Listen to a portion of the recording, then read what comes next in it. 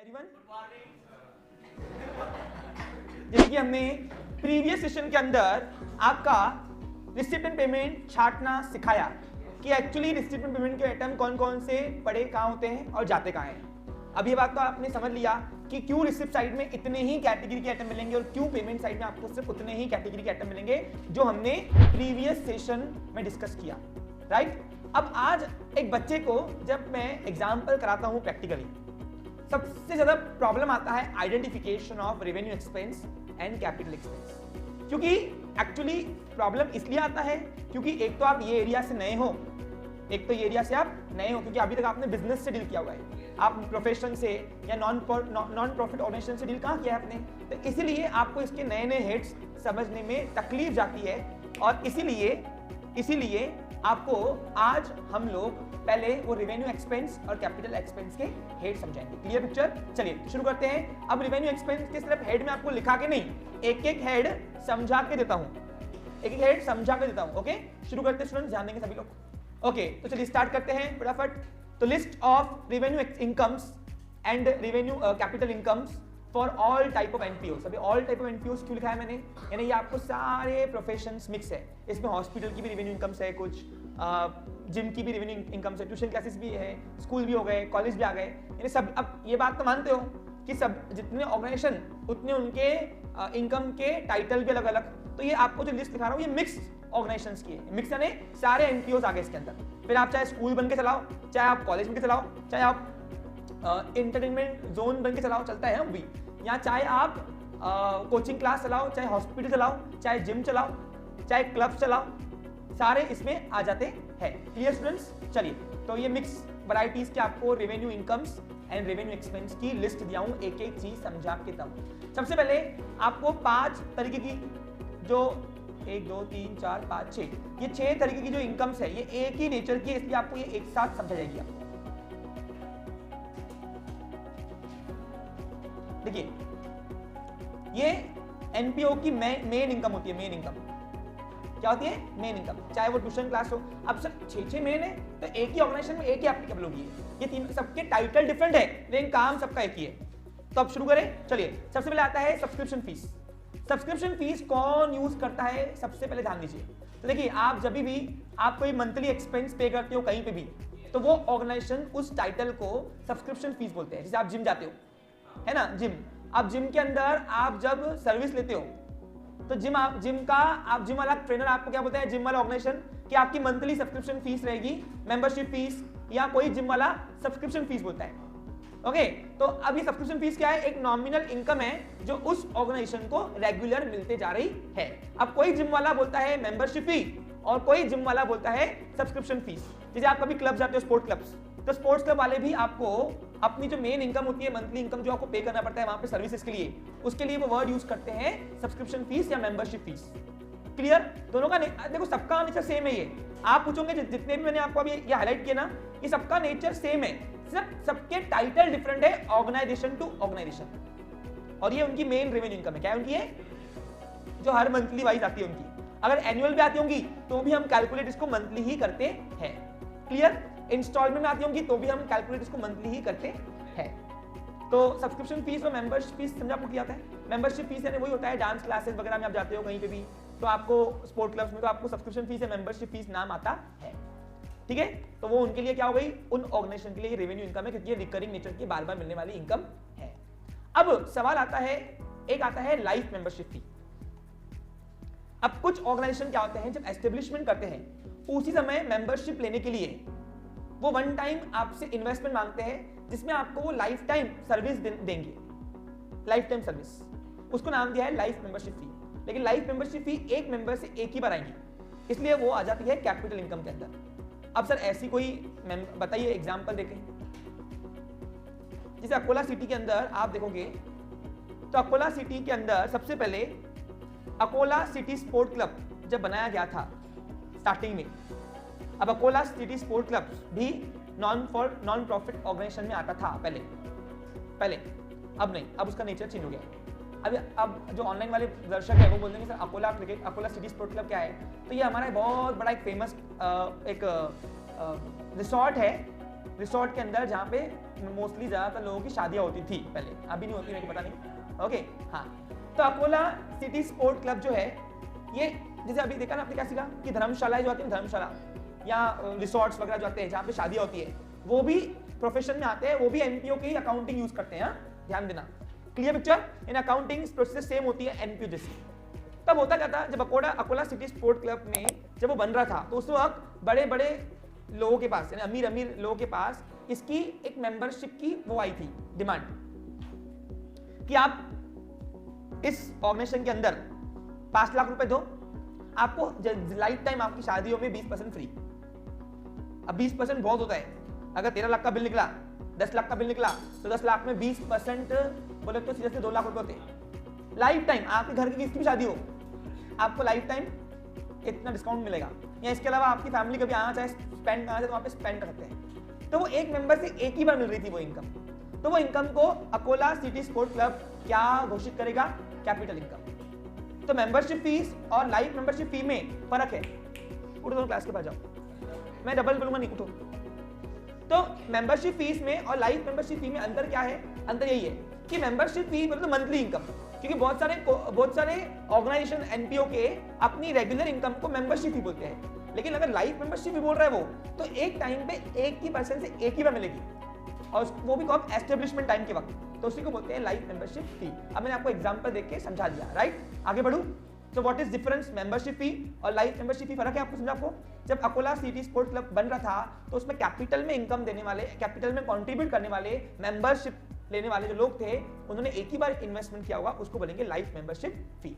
वैसे कोई एनपीओ बनता है, उसमें जब जो मेंबर्स होते हैं, मेंबर्स लेते, जो मेंबर्स जो कैपिटल लगाते हैं, capital in short one time, उसको बोलते हैं लाइफ मेंबरशिप फी, जो कैपिटल इनकम है। क्लियर? कोई क्वेश्चन है आपका? फास्ट पूछिए प्लीज। हाँ,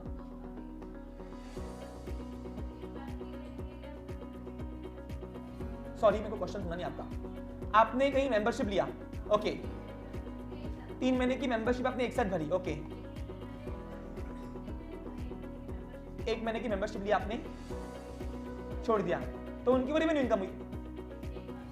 तो बेटा आपने जितनी बार सर्विस लिया तब तब आपको पे करना पड़ेगा ना। जब आप सर्विस लोगे तब आपको पे करना पड़े रेवेन्यू इनकम। आप हमेशा सर्विस लो, आपको एक ही बार पे करना पड़े, that is the capital income for that kind of organisation. Got it? Clear picture? पक्का? चलिए नेक्स्ट, फिर आते हैं एडमिशन फीस। अब एडमिशन फीस ये स्कूल कॉलेजेस आपका प्रेफर करते हैं। याद करो, आपने कॉलेज में एडमिशन लिया होगा तो आपको एडमिशन फीस लगी होगी, है ना? स्कूल में भी आप एडमिशन करते थे तो एडमिशन आपको लगती थी। तो एडमिशन फीस स्कूल कॉलेजेस अपना नाम प्रेफर करते हैं। ये title school and colleges and tuition class में आपको देखने को मिलेगा। तो ये भी रेवेन्यू इनकम है, जस्ट लाइक ऑर्डिनरी इनकम्स। फिर आता है ट्यूशन फीस। अब एडमिशन फीस और ट्यूशन फीस में अंतर क्या है सर? ये भी स्कूल कॉलेजेस कोचिंग क्लास वाले यूज करते हैं, लेकिन अंतर क्या है सुन लीजिए। एडमिशन फीस का एग्जैक्ट जो मतलब होता है वो रेवेन्यूज। वो जब आप कोई, जैसे अभी देखो गवर्नमेंट ने क्राइटेरिया बनाई हुई है, क्या नहीं? ये क्राइटेरिया पहले आता है LKG UKG, okay, LKG UKG, फिर आप स्टैंडर्ड फर्स्ट में जाते हो, फिर फर्स्ट टू फोर्थ, फिर fourth to fifth to 10th, नहीं 8, फिर 8 टू 10th, 9th अलग होता है। तो उनको प्री प्राइमरी, प्राइमरी ऐसे नाम दिया है उसको, मालूम आपको, है ना? क्या दिया उसको? सेकेंडरी, हायर सेकेंडरी, है ना? और फिर जूनियर कॉलेज। ये गवर्नमेंट एजुकेशन सिस्टम में आप देखिए आपको एक क्राइटेरिया दिया है एजुकेशन के अंदर कि आप पहले नर्सरी तक होते हो, नर्सरी केजी 1 और केजी 2 के अंदर, तो इसको बोलते हैं प्री प्राइमरी, फिर फर्स्ट टू फोर्थ प्राइमरी, फिर 5th टू 8 सेकेंडरी, और फिर 9, 10 हायर सेकेंडरी, एचएससी की एग्जाम याद करो आप, और फिर 11th और 12th एसएससी, सॉरी अब ये एचएससी। तो जूनियर कॉलेजेस आपको अलग होता है। तो ये गवर्नमेंट, आप देखो जब आप स्कूल में आप पढ़ते थे तो आपका स्कूल जो था वो सिर्फ एक बार आपकी एडमिशन नहीं कराता था, वो हर 3 साल में 4 साल में बोलता था लाओ एडमिशन फीस, लाओ एडमिशन फीस। जब आप नर्सरी से एलकेजी और यूकेजी कंप्लीट किया आपने, जब फर्स्ट में गए तो आपने एडमिशन भरी, जब आप फोर्थ स्टैंडर्ड क्रॉस किया तब आपने एडमिशन भरी। एक मिनट अपील आई है, ध्यान देंगे सब लोग। हाँ बोलिए, यस बोलिए मयंक। ओके यस, सॉरी वो इंटरप्ट हुआ था, इंग्लिश का बच्चा है वो, ठीक है ध्यान दो, इंग्लिश पढ़ता है वो मेरे पास, बाकी अकाउंटिंग में नहीं है वो। हाँ तो कहने का मतलब क्या है कि आप देखो आपके स्कूल के अंदर आपके स्कूल वालों ने 3-4 बार तुमसे वो फीस खींच लिया एडमिशन फीस के नाम से, तो बताओ एक पैसे से एक ही में मिली क्या? वो 4-5 बार तो मिल गई होंगी उनको। तो that is your admission fees जो आपको भरनी थी। अब सवाल आता है ट्यूशन फीस क्या होता है। तो देखो आप जब स्कूल में अभी की जनरेशन में क्या होता है, अभी की जनरेशन में जो आप लोग फीस भर रहे हो वो वन टाइम भर रहे हो, क्योंकि आपको स्कूल आपको एक अमाउंट देता था कि साल के आपको 10,000 भरने, साल को 25 भरने, बराबर कि नहीं? फिर वो किस्तों में भरो, कुछ भी करो। लेकिन जब हम पढ़ते हम तो हमारे सामने एक बड़ा फीस का कार्ड बनता था, और वो फीस कार्ड बोलते उसको। वो फीस कार्ड के अंदर हमको 10 प्रकार की तो फीस लेते थे स्कूल वाले। जैसे यहाँ पे पहले आता था ट्यूशन फीस, फिर ट्यूशन फीस के मंथली इतने, फिर आपको कंप्यूटर फीस, फिर आता था आपको, अभी चालान बोलते होंगे तो अब चालान का मतलब ये नहीं होता है। चालान का मतलब एक इंस्ट्रूमेंट है जो बैंक में आपको पे करना पड़ता है। हाँ, हमारे स्कूल में फीस कार्ड बनता था। क्या बनता था? हाँ, अभी तो ये सब नहीं दिखा रहे, अभी एक ही अमाउंट बता रहे कि साल के आपको इतने भरने। लेकिन हमारे टाइम पे अलग अलग क्राइटेरिया की फीस लेते थे, याद करो होगा तो आपको। फिर लाइब्रेरी फीस, लाइब्रेरी लेके भी आते नहीं थे लेकिन लेते नहीं जरूर थे। फिर लैब फीस, अब लेबोरेटरी एंड लाइब्रेरी फीस दोनों अलग अलग लेते थे, और लगाते भी शॉर्टकट थे। तो मैम को हम बोलते थे मैम 2-2 बार एक ही फीस ले रहे हो क्या? तो बोलते नहीं बेटा ये लाइब्रेरी फीस है, वो लेबोरेटरी फीस है। वाह बेटा, मतलब एक काम करो, फिर जो कुर्सी बिठा रहे हो उसकी फीस भी ले लो, डेप्रिसिएशन। तब दिमाग नहीं था इतना, नहीं तो बोल देते थे कि मैडम वो जो डेस्क बेंच यूज कर रहे हैं हम आपका, उसका भी डेप्रिसिएशन ले लो, इससे अच्छा है ना। लगाते थे बेटा, डेप्रिसिएशन लगाते हैं। हाँ, स्कूल बस फीस। तो ऐसे दुनिया भर की आपकी फीस होती थी दीदी। अब ट्यूशन फीस यानी जो आपको स्कूल में पढ़ाया जा रहा है उसकी फीस। फिर आपको महीने में 4 बार कंप्यूटर के दर्शन मिलते थे, वीकेंड में 1 दिन,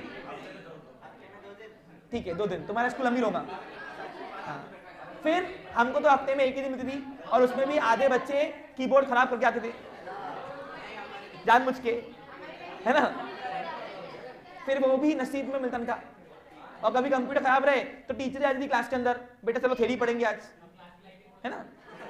फिर लाइब्रेरी फीस आती थी। अब लाइब्रेरी हमारे स्कूल में, हाँ ठीक है, और लैब के अंदर गए तो फिर तो तमाशा ही है बच्चों का। आज ये फोड़ दिया, कल वो बच्चे स्केलेटन्स के साथ क्रिकेट खेल रहे थे। वो मैं जब कॉलेज में था तो उसमें एक दिन क्या हुआ, मेरे बाजू में, कॉलेज के बाजू में लैबोरेटरी थी, तो 10वीं के बच्चों ने क्या किया, स्केलेटन फोड़ दिया, मतलब तोड़ दिया, और तोड़ने के बाद उससे बैट लेके आके खेल रहे वो खोपड़ी से। तो फिर उस पर बहुत बवाल हुआ था हमारा। तो कहने का मतलब क्या है, ऐसे भी हम एक्सपेरिमेंट करते हैं, तो इसकी भी फीस लेते हैं, छोड़ता एक भी नहीं स्कूल। तो ये सारी फीस जो है, इसमें ट्यूशन फीस वो मेन फीस होती है। इसलिए मैंने आपको बताया स्कूल कॉलेजेस जो है वो आपकी फीस ट्यूशन फीस के नाम से लेता है, और कोचिंग क्लास वाले भी। समझ में आ रहा है आपको अच्छे से? तो होपफुली ये ट्यूशन फीस कहाँ यूज होती है मैंने आपको बता दिया। फिर कंसल्टेंसी फीस। अब कंसल्टेंसी फीस डॉक्टर लोग यूज करते हैं, नाम देखो सबका काम एक ही है, सब टाइटल डिफरेंट है, ऑर्गेनाइजेशन टू ऑर्गेनाइजेशन। अब कंसल्टेंसी फीस किसको बोलते हैं बताओ? जैसे आप डॉक्टर के पास जाते हो तो डॉक्टर के पास कंसल्टेंसी फी बोलते हैं, या तो प्रिस्क्रिप्शन फीस बोलते हैं। अब कंसल्टेंसी फीस और फर्क है, देखो सुनो क्या होता है। जब डॉक्टर तुमको चिट्ठी लिख के देगा, चिट्ठी है ना, भाई ये बीमारी है, ये दवाई लेना, ये दवाई, तो उसको बोलते हैं प्रिस्क्रिप्शन फीस। और कंसल्टेंसी फीस को किसको बोलते हैं? फॉर्मल बता रहा हूं आपको, हालांकि आजकल डॉक्टर दोनों यूज कर रही है, लेकिन मोस्टली कंसल्टेंसी फीस होता है। कंसल्टेंसी का एग्जैक्ट नहीं होता है जो साइकाइट्रिक्स यूज करते हैं। साइकाइट्रिक्स होते हैं ना, वो आपकी कंसल्टेंसी करते हैं आपको, यानी आपसे वो कम्युनिकेशन करते हैं। हाँ भाई, वो कम्युनिकेशन करने के बाद उनका हल क्या है, फिर वो हिसाब से आपको 1-1 घंटा देते वो लोग, तो उसको एग्जैक्टली कंसल्टेंसी फी बोलते हैं एक्चुअली। लेकिन डॉक्टर लोग या फिर कोई टैक्स कंसल्ट होगा, एडवाइजरी सीए, तो वो भी कंसल्टेंसी फी यूज करते हैं। क्लियर? एडवोकेट भी बोलता है। तो ऐसे मतलब कहने का मतलब क्या है कि organisation to organisation title different है, काम सबका एक ही है, सबका नेचर रेवेन्यू है। अब मैंने आपको क्या बताया, मैं आपको आज ही बता रहा हूँ, आपको सब मिक्स के दे रहा हूँ, क्योंकि पेपर में आपका कौन सा एनपीओ आ रहा है मुझे क्या पता, हॉस्पिटल आएगा, स्कूल आएगा, कॉलेज आएगा, मुझे नहीं पता ना। इसलिए कभी कभार तो अखाड़ा देते हैं, अखाड़ा मालूम है आपको? अब उसके नाम हमको क्या मालूम, तो इसलिए लिख के दे रहा हूँ सब आपको। इसके अलावा भी 1-2 नाम हो सकते हैं, कंडीशन है, हाँ सब्जेक्ट टू कंडीशन। समझा आपको? क्लियर? फिर आता है एंट्रेंस फी। पहले बताओ, इन सबका टाइटल मैं समझा दिया अच्छे से, कितने ऑर्गेनाइजेशन क्या यूज करते समझ में आ गया। अब हम बात करते हैं एंट्रेंस फी। अब एंट्रेंस फी किसे कहेंगे हम, ध्यान देंगे। देखिए entrance fee actually capital income होती है। सर आपने रेवेन्यू की लिस्ट लिखा के दिया है, कैपिटल की क्यों लिखा के दे रहे हो? कैपिटल कुछ ही होते हैं लिमिटेड, इसलिए हाथों हाथ समझाने के साथ लिखा रहा हूं, लेकिन रेवेन्यू बहुत सारे होते हैं इसलिए पहले लिस्ट लिखा के दिया हूं, अब समझा के दे रहा हूं, ठीक है। अब देखिए सुनिए, अब हम बात करते हैं what is entrance fee. Entrance fees का मतलब होता है जो एक मेंबर से एक ही बार मिले। जैसे आप कभी याद करो, आप कभी जिम में जाते हो, तो जिम में जाने के बाद आप जब उससे पूछते हो आपका मंथली सब्सक्रिप्शन या मेंबरशिप फी कितना है, तो बोलते सर देखिए सबसे पहले आपको एंट्री फी देनी पड़ेगी, वो 1 टाइम देनी पड़ेगी आपको, और उसके बाद आपको अब डबल उसके लिए पे नहीं करना है, आपको हर बार फिर मेंबरशिप फी देना है। मतलब कैसे, जैसे एग्जाम्पल कोई जिम की फीस 1000 रुपए, 1000 रुपए कितनी है, लेकिन वो आपकी रजिस्ट्रेशन फीस या एंट्रेंस फी के नाम से आपसे पहले महीने में वो 1500 रुपए लेते हैं या 1200 रुपए। तो 200 रुपए जो पूछा हमने कि सर आपने 1000 बोली, आप ऐसे कैसे 1200 बोल रहे हो आप अभी, तो क्या बोलते हैं वो जिम वाले, वो बोलते हैं कि सर देखिए पहले महीने के अंदर आपको 1200 भरने, फिर हर महीने आपको 1000 रुपए भरने। मैंने बोला 200 रुपए का खींच रहे हो भाई, तो सर 200 रुपए आपकी एंट्रेंस फी है, आपकी रजिस्ट्रेशन होगी यहाँ पे, तो वो एक मेंबर से एक ही बार मिलता है, तो उसको अपन बोलते हैं एंट्रेंस फी। अब उसके बाद आप लाइफ टाइम कभी भी आओगे तो हमारे आईडी, आपका आईडी नंबर बन जाएगा, एक आईडी नंबर बनने के बाद अब आप लाइफ टाइम कभी भी हमारे पास आओगे तो आपको 1000 रुपए लगेंगे। वो एंट्रेंस फी सिर्फ एक ही बार लगते हैं रजिस्ट्रेशन करने के लिए, तो एक मेंबर से एक ही बार मिलती है, इसलिए एंट्रेंस फी मेरी कैपिटल इनकम है। और अगर पेपर में भी कुछ नहीं दिखा है, कुछ भी नहीं लिखा है इसके बारे में, कुछ भी नहीं, तो it is treated as a capital income. और सर फिर आपने रेवेन्यू इनकम में क्यों लिखाया? कभी कभार क्या होता है, कोई ऑर्गेनाइजेशन थोड़ा सिल्लक होता है, यानी थोड़ा हाँ एक्सेप्शनल होता है, वो बोलता है हर आप 3-3 महीने में, 4-4 महीने में, 3 महीने के बाद डबल आओगे आप, तो आपको फिर भरनी पड़ेगी वो, तो वो आपसे बार बार लेता है एंट्रेंस फी, तो इसलिए वो रेवेन्यू होती है। फिर क्या होती है? रेवेन्यू। जिस एग्जाम्पल बता रहा हूं मैं आपको, क्या होता था ये वननेस आने के पहले अकोला के अंदर, मैं आपको बता रहा हूँ वननेस ने क्या ट्रांसफॉर्मेशन लाया, ट्रांसफॉर्मेशन नहीं रिवॉल्यूशन बोलेंगे ना, चेंजेस, हाँ रिवॉल्यूशन। बेटा मैं आपको लिख के दे रहा हूँ, आज ओसीसी के वजह से प्राइस एकदम स्टेबल है पूरे मार्केट में, नहीं मैंने मार्केट को बचाया हुआ है। पूछो क्यों? ये जो बड़े बड़े कोचिंग क्लास वाले अपनी फीस नहीं बढ़ा रहे ना, उसका रीजन यही है क्योंकि मार्केट में मैक्सिमम क्राउड, आज आप ये बात तो मानते हो कि मेरी कम्युनिटी का मैक्सिमम क्राउड इधर ही है, स्टेबल है, और एक्चुअली इसी वजह से क्या होता है यहाँ पे हम लोग ऑब्जर्वेशन में आते हैं। अब बताओ पहले क्या सिस्टम था, अभी क्या नहीं है। पहले क्या होता था, ओसीसी के आने के पहले हर ट्यूशन क्लास वाला, छोटे से छोटा बड़े से बड़ा, क्या करता था, आप जैसे ही विजिट करने आए, एडमिशन इंक्वायरी करने, फॉर्म लिए, 100 रुपए फॉर्म लेते था आपको, 100 रुपए फॉर्म के, 100 रुपए फॉर्म के चाहते पहले सिस्टम में, अभी चलता है वो, अभी तुमसे इलाज करते फॉर्म लेके जाओ। लेकिन पहले क्या होता था, पहले आप ट्यूशन क्लास में विजिट किए कि 100 रुपए आपको पहले फॉर्म की फीस देनी पड़ती थी, और वो हर साल, तो वो 100 रुपए के लिए उसने, अब तुम्हारे लिए 100 रुपए मामूली बात होगी, लेकिन बूंद बूंद से सागर बनता ना, उसके पास वो ऑर्गेनाइजेशन के पास मटेरियल हो गया ना, वो इमटेरियल से, समझ रहा तुमको। अब 100 रुपए अगर एक एक से सिलक लिए ऐसे ही, तो सपोज मेरे पास 100 बचे, तो 10,000 रुपए ऐसे ही हो गए, सोचने वाली बात है कि नहीं। तो 10,000 रुपए इनकम हुई कि नहीं हुई, और वो इनकम को एंट्रेंस फी बोलते थे हम, क्या बोलते थे हम, लेकिन उसका नेचर जो था वो रेवेन्यू था। पूछो क्यों? क्योंकि हर साल का होता था, 11 में आए फॉर्म लो, फर्स्ट ईयर में आए फॉर्म लो, 11-12 का तो एडमिशन एक साथ होता है ना, फिर सेकंड ईयर में आओ फॉर्म लो, फाइनल ईयर में आओ एडमिशन फॉर्म लो, 100 रुपए दो, तो एक बच्चे से कितने बार मिले, 4-5 बार तो मिल गए, तो इसलिए वो रेवेन्यू इनकम में आती थी। इसलिए कभी कभार एंट्रेंस फी रेवेन्यू भी आती है। मेरे बताने का इंटेंशन क्या था, समझा क्या? ये फॉर्म का जिक्र मैंने यहाँ पे क्यों लिया, समझा? था वो एंट्रेंस फीस ही, एंट्री फी आपकी 100 रुपए अलग से, यानी फीस अलग, 100 रुपए फॉर्म के अलग लेते हैं। अभी भी कोई लोग ट्यूशन क्लास वाले हैं, बड़े बड़े वाले कोचिंग क्लास वाले एकदम जो बड़े वाले, लेकिन मैक्सिमम लोगों ने हटा दिया है। और ये रिवॉल्यूशन जो हुआ है, ये मैंने कोचिंग लगाने के बाद हुआ, क्योंकि मैं लेता नहीं हूँ इसलिए, समझा तो। और नहीं तो आप मार्केट में पूछ सकते हो कि ओसीसी आने के बाद क्या क्या मार्केट में रिवॉल्यूशन हुआ है। इवन प्राइस में भी जो स्टेबिलिटी हुई है आपकी ट्यूशन फीस में, वो इसकी वजह से अटक के बैठे हुए। मैं बढ़ा नहीं रहा हूँ, और ये लोग मेरे को रोज हर बार एसोसिएशन में फोन करते हैं कि क्या है ये, थोड़ा फीस इंक्रीमेंट करो। ना मेरे को पूछ जा रहा, मैं को बढ़ाऊं, तुमको बढ़ाना है बढ़ाओ, तो बोल रहे आप मार्केट तोड़ रहे हो, ऐसा करते हो वैसा करते हो ना, ठीक है जो है वो है भाई, मैं तो ऐसे खेलूंगा। समझा क्या क्लियर? ध्यान उधर। तो एंट्रेंस फी क्या होती है, समझा क्लियर? हाँ तो मैंने आपके पूरे 100 रुपए बचाए, कितने बचाए? 100 हाँ चलिए बस हो गया। वो अलग बात है, डिसिप्लिन वाली बात आती है। ओके मुद्दा मत बैठो प्लीज, आगे बता रहा हूँ ना, आगे आएगा वो भी। एक क्वेश्चन है आपका, क्वेश्चन क्या है जल्दी पूछो। तो कार्ड भी साल वाइज बनता है ना, तो उसका मंथली ही कैलकुलेट होता है, रेवेन्यू मानी जाएगी वो भी। क्लियर? और जनरली सारे कॉलेज वाले पार्किंग जो है आउटसोर्स करते हैं, पार्किंग आउटसोर्स करते हैं। ऑफिसेस की जो पार्किंग होती है वो भी ठेके पे दी जाती है, क्योंकि अपना मैन पावर रुकाना पड़ता नहीं उतने में। ठीक है, आपके कॉलेज ने भी तो पार्किंग आउटसोर्स की हुई है ना। चलिए ठीक है, डोनेशन। अब यहां पे ध्यान दो, कौन सी कैपिटल इनकम आ रही है, कौन सी रेवेन्यू समझ आ रहा है। अब एनपीओ के पास डोनेशन आए दिन आते हैं। देखो ना आप, जैसे अभी फॉर एग्जांपल कोई ऑर्फनेज है, तो आप अपने बर्थडे पे या कभी भी आपका मूड हुआ, या कुछ लोग तो हर महीने भी वो लोग डोनेशन देते हैं। बहुत सारे स्कूल वाले जो एनपीओ होते हैं, स्कूल्स जो समाज को शिक्षा दे रही है, उनको भी बहुत अमीर लोग डोनेशन देते हैं। तो ये डोनेशन आए दिन एनपीओ को मिलती रहती है, तो ये रेवेन्यू है क्या ये।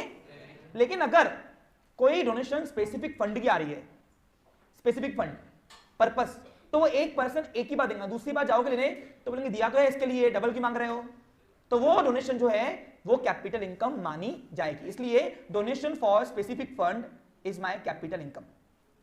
ये देखिए मैं क्या कर रहा हूं, मैं रेवेन्यू इनकम और कैपिटल इनकम जो है दोनों का क्राइटेरिया डिफरेंट रख रहा हूं, आपको उसी वक्त एक एक चीज समझा के दे रहा हूं।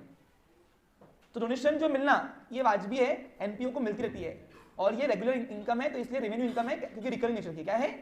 रिकरिंग नेचर की। लेकिन अगर डोनेशन फॉर स्पेसिफिक फंड है, कोई स्पेसिफिक फंड, तो वो एक मेंबर से एक ही बार मिलेगी, इसलिए वो जो इनकम आती है वो आती है मेरी कैपिटल इनकम। अब सर ये क्या होती है समझ लो पहले, देखो जरा। सपोज फॉर एग्जांपल मैंने एक समाज के लिए स्कूल खोला एनपीओ के अंदर। अब समाज के अंदर स्कूल खोला, समाज के बड़े बड़े दिग्गज ने लोगों ने डोनेशन दे देकर हमने स्कूल को बनाया।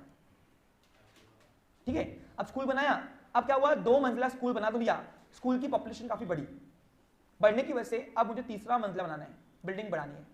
तो अब मुझे ये तीसरा मंजिला बनाने के लिए मैंने एक फंड बनाया, और मैंने सभी मेंबर को बोला, मेंबर हम लोग बिल्डिंग को एक्सपांड कर रहे हैं, तो आप क्या हमें पैसा देंगे? तो उसको बोलते हैं बिल्डिंग फंड। क्या बोलते हैं हम? आपका स्कूल भी देखो आपसे लेता था बिल्डिंग फंड के नाम से, ठीक है ना। अब वो आपसे लेता नहीं कोई, बिल्डिंग फंड को ऐसे जबरदस्ती करता नहीं, आप चाहो तो दे सकते हो ऐसा। अब हुआ क्या, देखिए स्टूडेंट्स, तो अभी मैंने बिल्डिंग फंड के लिए सभी को बोला, समाज के लोगों को, कि भाई बिल्डिंग फंड के लिए हमको पैसा दो, हमको बिल्डिंग को बढ़ाना है, बच्चे बढ़ गए हैं, बच्चों की व्यवस्था थोड़ी प्रॉपर नहीं हो पा रही है, हमारे पास क्लासेस कम पढ़ रहे हैं। तो अब हुआ क्या, अब बिल्डिंग फंड के लिए अब एक मेंबर तो एक ही बार देगा ना, डबल बोलूंगा बिल्डिंग फंड के लिए दो, तो बोला दिया ना मैंने, अपनी इच्छा से देना था। आप उस फंड के लिए मत मांगो, लगे डबल मांगो, लेकिन ये मत बोलो कि बिल्डिंग फंड के लिए दो, मैंने दे दिया उस चीज के लिए।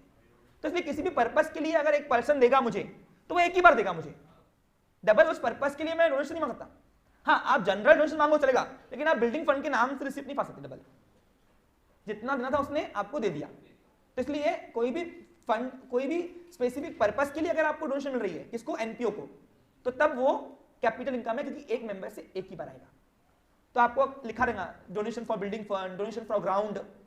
जब भी कोई स्कूल के अंदर ग्राउंड खरीदते हैं हम लोग, या ग्राउंड बनाते हैं बंजर को, जमीन को, तो उसके लिए पैसा लगता है ग्राउंड बनाने के लिए। तो वो ग्राउंड बनाने के लिए जो पैसा लगता है वो भी एक ही बार मिलता है एक मेंबर से, इसलिए वो कौन सी इनकम हुई? Capital income. कैपिटल इनकम का नेचर क्या है? जो इनकम एक ही बार मिले। Clear picture? ओके। फिर नेक्स्ट है रेंट रिसीप्ट। अब हम क्या करते हैं, कभी कभार हम अपना ग्राउंड रेंट पे देते हैं, तो हमको रेंट मिलता है। एग्जाम्पल देखो, अभी गुरु नानक कॉन्वेंट स्कूल जो है, अब गुरु नानक कॉन्वेंट स्कूल जो है, गुरु नानक विद्यालय जो है, और गुरु नानक ये बाल मंदिर जो है, ये 3 स्कूल सिंध शिक्षण प्रसारक मंडल द्वारा चलता है, और जूनियर कॉलेज भी 4 प्रीमाइसेस। अब इसमें से गुरु नानक विद्यालय जो है वो उसकी पूरी प्रीमाइसेस है, पूरी प्रीमाइसेस एक्चुअली। अब 3 जो प्रीमाइसेस चल रही है, विद्यालय, कॉन्वेंट, बालक मंदिर और जूनियर कॉलेज, इनको गुरु नानक विद्यालय ने अपनी जमीन जो है, अपने जो प्रीमाइसेस है वो रेंट पे दी हुई है, वहां से रेंट आता है। क्या आता है वहां से? तो वो रेंट बताओ सिंध शिक्षण प्रसारक मंडल के लिए क्या हो गई? इनकम हुई कि एक्सपेंस हुई? और वो हर महीने आएंगी, तो उसको बोलते हैं रेवेन्यू इनकम। समझा आपको क्लियर? तो ऐसे कभी कभार कॉलेज या स्कूल्स अपने कुछ प्रीमाइसेस का हिस्सा किसी आउटसोर्स को रेंट पे देता है, और रेंट्स जो आता है वो इनकम हुई, और वो इनकम रेवेन्यू इनकम हुई, इसलिए इसका नेचर रिकरिंग नेचर का है, इसलिए रेवेन्यू इनकम मानी जाएगी। नेक्स्ट सॉरी, बिल्डिंग परचेस नहीं हो सकती ना, रेंट इनकम है। एक मिनट, खैर हो आप। हाँ, आपका क्वेश्चन क्या है विशाल? हाँ, अब सुनो, एक क्वेश्चन आया हुआ है इनका, पहले मैं लेता हूं। सर जैसे अभी आप स्कूल की बात कर रहे हो, कोई स्कूल अपना ग्राउंड रेंट पे देता है, ग्राउंड जैसे अभी LRT कॉलेज में बादशाह आया था 3 साल पहले, बादशाह, तो LRT कॉलेज ने अपना ग्राउंड जो है पीछे का वो रेंट पे दिया था एक ऑर्गेनाइजेशन को, तो उससे उनको इनकम आई होगी, तो उसको अपन ये नहीं बोलेंगे, उसको बोलेंगे रेंट रिसीव फ्रॉम ग्राउंड। देखो नीचे दिया हुआ है मैंने उसका, कहाँ है ये रहा, स्पोर्ट ग्राउंड या ग्राउंड। आपको समझा क्लियर? यस, हेलो, हाँ बस 2 मिनट। तो आपको समझा? तो उसको हम रेंट रिसीव नहीं लिखेंगे, हम लिखेंगे उसको रेंट फॉर स्पोर्ट ग्राउंड। समझा आपको क्लियर अच्छे से? अब नेक्स्ट है, सुनिए, अगर सामने वाले ने अपने को डिपॉजिट दिया है ना, रेंट के पहले, वो लायबिलिटी है। ठीक है, क्लियर? जैसे कभी कभी क्या होता है, कोई अपन कोई हिस्सा सामने वाले को रेंट पे देते हैं, लेकिन उससे हम 1 टाइम पहले डिपॉजिट अमाउंट लेते हैं सिक्योरिटी के लिए, तो ऑर्गेनाइजेशन की लायबिलिटी हुई, वो इनकम नहीं हुई, क्योंकि वो कैपिटल इनकम हुई, और कैपिटल इनकम को लायबिलिटी बोलते हैं, और एक्चुअली वो अपना पैसा है ही नहीं, वो वापस देना पड़ता है जब उसने वो प्रीमाइस से छोड़ा तो। हाँ, तो उतना लायबिलिटी से उतना अमाउंट हम लास्ट महीने का रेंट में गिनेंगे और बाकी अमाउंट को रिफंड कर देंगे, तो लायबिलिटी में से माइनस और रेवेन्यू इनकम में प्लस। हाँ बराबर, ठीक है, क्लियर? रेवेन्यू इनकम में और लायबिलिटी में से माइनस करेंगे। Okay, clear? चलिए आगे बढ़ू। नेक्स्ट है लॉकर रेंट। अभी लॉकर रेंट जो है स्पोर्ट वाले क्लब में होते हैं। आप देखो स्पोर्ट्स वाले क्लब के अंदर आपको सेपरेट लॉकर मिलते हैं। जैसे अभी एग्जाम्पल, अभी स्विमिंग क्लब में जाते हो आप, तो स्विमिंग क्लब में आपकी कॉस्ट्यूम रखने के लिए आपको लॉकर मिलता है, वो लॉकर का आपसे मंथली रेंट लिया आता है, तो उसको बोलते हैं लॉकर रेंट। और वो भी एनपीओ, कुछ लोग जैसे आप स्पोर्ट्स क्लब जाते हो, तो स्पोर्ट्स क्लब्स के लिए आपको पहले अपनी यूनिफॉर्म चेंज करके मैदान में आना पड़ता है, तो बार बार आप लेके आओ, तो इसके लिए हम लोग क्या करते हैं, हम लोग लॉकर्स वहां पर रहते हैं बहुत छोटे, वो लॉकर्स के आपको पे करना पड़ता है मंथली, तो उससे भी एनपीओ को, उन ऑर्गेनाइजेशन को क्या आती है, इनकम आती है। सेल ऑफ ओल्ड न्यूज़पेपर, अब रद्दी जमा हो गई, तो वो बेचेंगे तो इनकम हुई ना मेरी, है ना, क्योंकि देखो सेल ऑफ बुक्स और सेल ऑफ न्यूज़पेपर फर्क है। सेल ऑफ बुक्स बेचा तो वो रेवेन्यू इनकम नहीं, वो मेरी एसेट बेचना हुई, सेल ऑफ एसेट हुई वो, और न्यूज़पेपर जो है वो मेरी इनकम हुई। ऐसा क्यों पूछो, बस लास्ट पॉइंट मैं यहाँ पे आकर रुकता हूँ, फिर नेक्स्ट सेशन में कर लेते हैं। सुनो इसका मतलब क्यों हुआ, देखो क्या होता है, बुक जो है ना अपनी एसेट है, पूछो क्यों, और न्यूज़पेपर अपना एक्सपेंस है, ऐसा क्यों, पूछो क्यों, क्योंकि न्यूज़पेपर की जो वैल्यूज है वो 1 दिन की होती है, उसके अंदर कंटेंट जो है वो नेक्स्ट डे एक्सपायर हो जाता है। आप देखो आज जो न्यूज आई है और कल जो आएंगी दोनों में अंतर रहेगा, तो उसकी वैल्यू कितनी हुई सिर्फ आज तक की। लेकिन जब कोई बुक बनता है तो बुक के अंदर जो कंटेंट होता है वो जिंदगी भर का होता है, क्योंकि उसकी वैल्यू कभी डाउन नहीं होती। आप देखो आपके स्टेट बोर्ड ने 2 साल पहले महाराष्ट्र स्टेट बोर्ड का बुक बनाया, उसकी वैल्यू आज भी उतनी ही बरकरार है जितनी 2 साल पहले थी। लेकिन अगर न्यूज़पेपर 2 साल पहले लेंगे और पढ़ेंगे तो बोलेंगे पागल है क्या, 2 साल पहले का क्यों पढ़ रहा है, 2 साल पहले की हालत अलग थी, अभी का अलग। बुक्स में हम कोई भी कंटेंट नहीं डाल सकते, बुक में हम यूनिवर्सल कंटेंट डालते हैं, इसलिए अगर सेल ऑफ बुक लिख के आया बुक्स, वो अपनी इनकम नहीं हुई, वो अपनी एसेट बेचना हुई, क्या अपनी वो। लेकिन न्यूज़पेपर बेचना, रद्दी बेचना जो है वो अपनी क्या हुई, रेवेन्यू इनकम, क्योंकि हर महीने अपन रद्दी बेचते हैं। अब तो रद्दी कौन लेता है, न्यूज़पेपर कौन लेता है, लेते हैं सारे एनपीओस के अंदर, फॉर्मल ऑर्गेनाइजेशन के अंदर लेते हैं। जैसे अभी एग्जांपल कोई लाइब्रेरी हो गई, लाइब्रेरी मालूम है आपको एनपीओ में आती है, जैसे बाबूजी वाचनालय है तिलक रोड पे, तो वाचनालय जो होते हैं वाचनालय, उसके अंदर आप देखो बड़े बड़े से बने होते हैं, क्या बोलते हैं उसको, स्टैंड बने होते हैं न्यूज़पेपर के लिए, रीडिंग स्टैंड, वो रोज उनको वहाँ पे इंग्लिश हिंदी मराठी डालने ही पड़ते हैं न्यूज़पेपर, ये कंपलसरी है। स्पोर्ट क्लब्स में भी होते हैं बहुत सारे, आपको कॉलेजेस में भी होते हैं, आपको मालूम है कॉलेजेस में अगर लाइब्रेरी जाओगे लाइब्रेरी के अंदर, तो उसमें स्टैंड पे आपको रोज के न्यूज़पेपर कंपलसरी है। ये बड़े बड़े जो ग्रेड A1 क्लास के जो एनपी होते हैं ना, उसमें देना पड़ता है। Clear picture? तो ये अपना से अब न्यूज़पेपर सब्सक्रिप्शन बोलते हैं, वो अपना एक्सपेंस है, क्या अपना वो, लेकिन जो वो बेचेंगे, अब रद्दी जो बेचेंगे वो अपनी इनकम हुई ना, तो इनकम यहाँ पे मानी जाएगी। बाकी रेवेन्यू इनकम, कैपिटल इनकम जो है वो नेक्स्ट सेशन में हम करेंगे। अभी तक के जितने भी हमने रेवेन्यू इनकम देखी है उसमें सुनो, उसमें 2 टाइप की कैपिटल इनकम मिल चुकी है। जैसे जैसे आगे पढ़ेंगे हेड्स वैसे वैसे और कैपिटल इनकम कौन सी आती है आपको बताया जाएगा। इसी के साथ मेरा सेशन भी यहाँ पे समाप्त होता है।